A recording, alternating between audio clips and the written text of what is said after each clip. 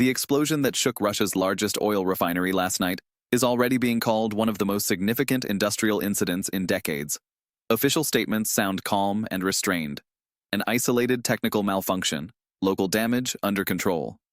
But according to our sources, the situation is far more complex than the brief reports suggest. In expert and financial circles, they speak not about local damage, but about a deep systemic collapse that could mark the beginning of a prolonged energy crisis inside the country. The refinery that went offline was not just another facility on the map. It was a core element of Russia's oil infrastructure, a node that ensured stability of domestic supply and export flows. Its sudden shutdown has already caused sharp tensions in logistics, and the first signs of panic are being quietly noted on the fuel markets. Insiders claim that emergency teams still cannot access several key units because of the continuing risk of secondary explosions. The images that leaked to closed professional chats show a scale of destruction that few could have anticipated. What matters now is not just how long it will take to restore operations, but whether the plant will ever be able to return to its previous capacity. Behind closed doors, the discussion has shifted from repair schedules to replacement scenarios, and that, as several energy analysts warn, means months, if not years, of turbulence. For now, official spokespeople prefer to emphasize control and resilience. But our interlocutors describe the atmosphere in the industry as tense, bordering on silent despair. According to people familiar with the situation, the consequences are already spreading beyond the energy sector. Transport companies are recalculating their margins, regional administrations are waiting for updated fuel allocation plans, some financial institutions are revising their forecasts for the national budget, anticipating a sharp shortfall in export revenue. Even if the government manages to stabilize supplies temporarily, the loss of one major refinery will inevitably reshape the structure of domestic oil distribution. For a country whose economic model still heavily depends on hydrocarbons, such an event is not simply an industrial accident. It is a strategic challenge. Behind the official optimism, there are signs that the crisis is deeper than admitted. Analysts note that the incident came after a series of smaller technical disruptions across different plants, events that were dismissed as routine. The accumulation of such signals now appears less coincidental. Some experts cautiously suggest that years of underinvestment and deferred maintenance are finally revealing their cost. Others see a more complex background, mentioning the increasing difficulty of obtaining imported equipment and spare parts. Whatever the real cause, the result is the same. The most powerful symbol of Russia's oil self-sufficiency has suddenly become a reminder of how fragile that independence can be. In the midst of the unfolding uncertainty, we invite you to stay with Times Finances. Here, every week, we bring together the scattered pieces of the global financial puzzle, connecting facts that others overlook. The story of this refinery is only beginning, and the next chapters will determine much more than the price of fuel.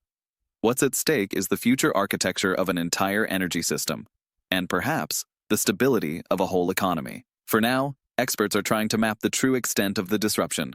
The initial assumption was that supply channels could be quickly rerouted through secondary refineries, but the reality appears more complicated. Many of those facilities were already operating at near maximum capacity, and some depend on the very pipelines that are now affected by the shutdown. According to specialists familiar with the sector's logistics, the flow of crude from the Volga region toward export terminals has already slowed. Rail transport is being considered as a temporary alternative, but that solution introduces enormous additional costs and delays.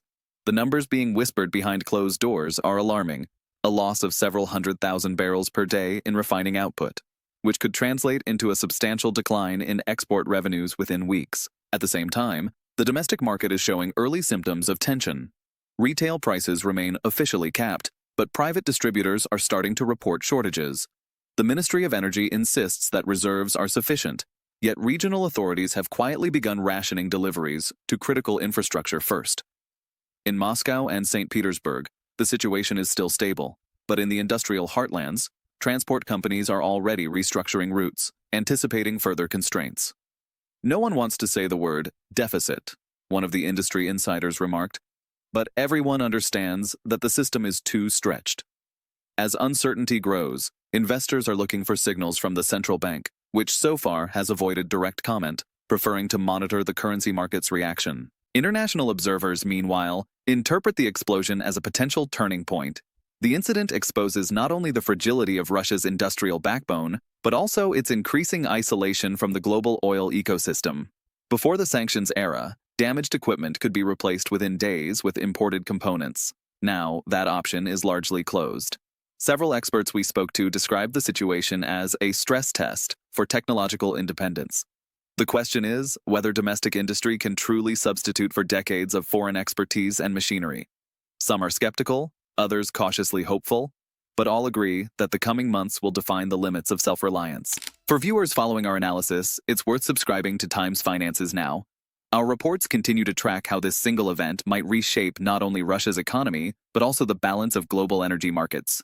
Already, trading houses in Asia are reviewing long-term supply commitments, while European analysts quietly discuss whether a new wave of volatility could push oil prices back toward the levels unseen since the early pandemic years. The market's nervous silence hides the reality. The global energy system remains deeply interconnected, and the shock from one refinery's destruction may echo far beyond national borders. Within Russia, political dynamics are beginning to shift as well. Insiders mention that several ministries have been called to emergency coordination meetings, with instructions to prepare contingency scenarios.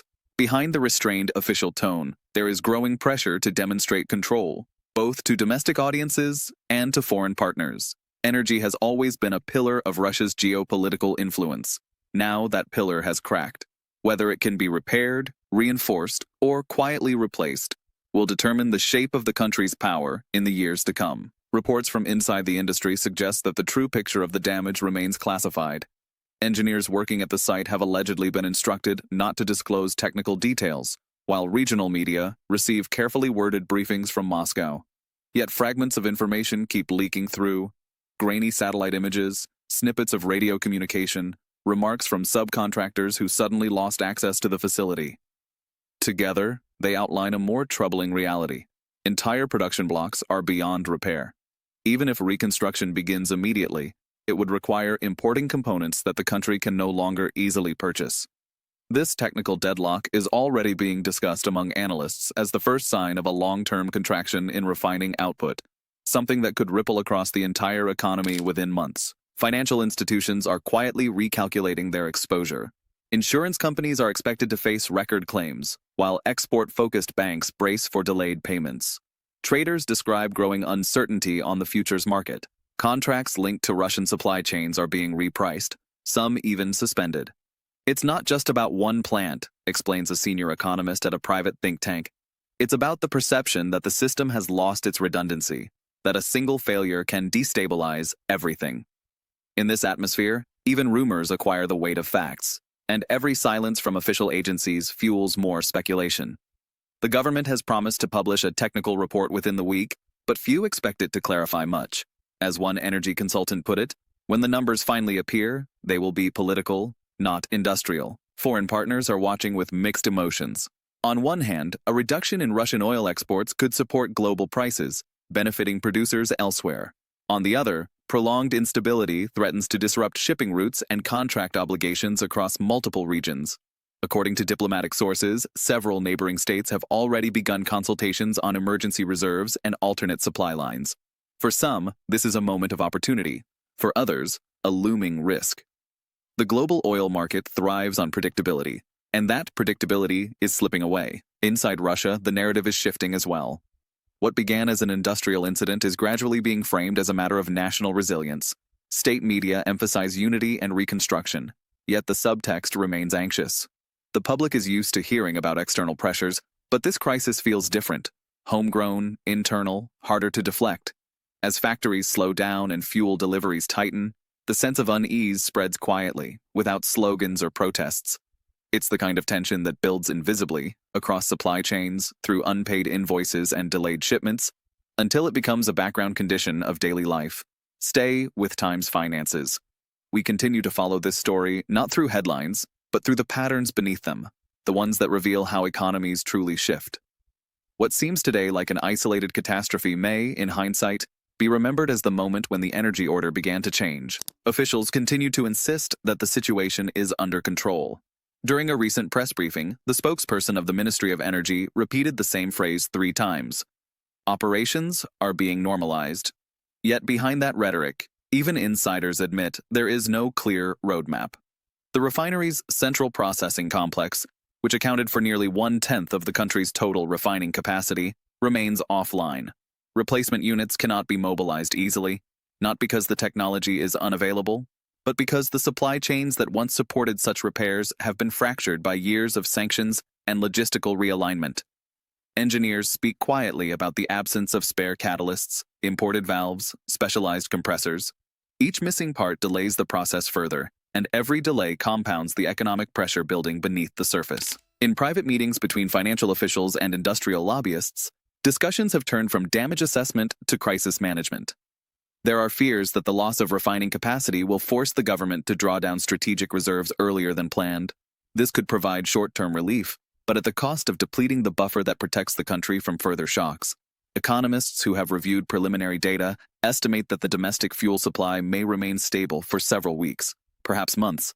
Yet beyond that horizon, the projections grow increasingly uncertain. One of them noted that, "You can stabilize numbers on paper, but not barrels in storage." Regional administrations have already begun to feel the strain. Local transport services report difficulties securing fuel at guaranteed prices. Agricultural producers are quietly lobbying for priority access ahead of the upcoming harvest season, arguing that without stable fuel deliveries, rural production chains could stall. In the northern regions, where logistics depend heavily on diesel supplies, mayors have asked for early clarification from Moscow, but received none. The central government's silence is deliberate. The fewer specifics it offers, the less panic spreads among investors and the public.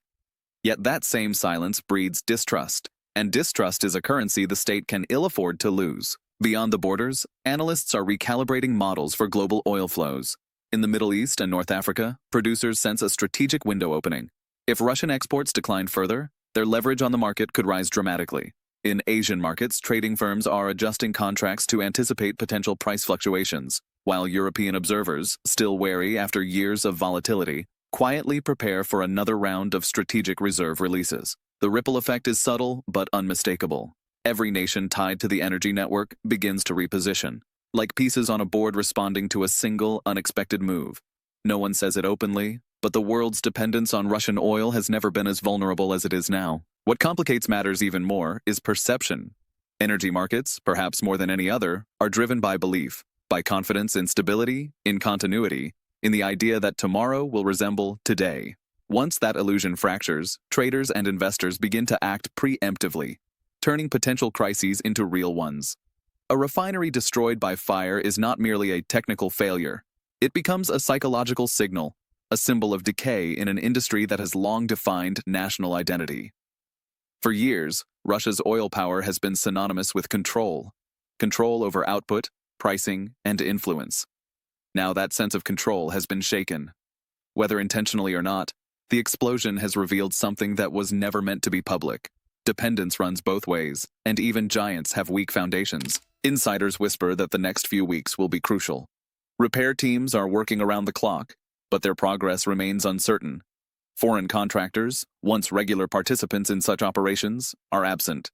Domestic manufacturers are trying to fill the gap, though few have experience with equipment of this scale. Officials hope to restart partial operations within months, but the odds are low. In the meantime, the state faces a difficult choice: admit the depth of the problem and risk economic turbulence, or maintain the facade of control and face a deeper crisis later. Either option carries heavy consequences. For those following this story, remember to stay connected to Times Finances. Our ongoing coverage brings not just facts, but context, tracing how one industrial event can ripple through currencies, markets, and entire governments. Beneath the surface of policy statements and media reports lies the true narrative: a nation standing at the crossroads between resilience and decline, trying to convince itself that both roads lead forward. The silence from officials has grown heavier in recent days. The first public estimates of repair costs appeared and disappeared within hours, replaced by vaguer formulations about long-term recovery. Sources close to the industry suggest that the damage may exceed not only the country's technical capacity, but its financial readiness to rebuild.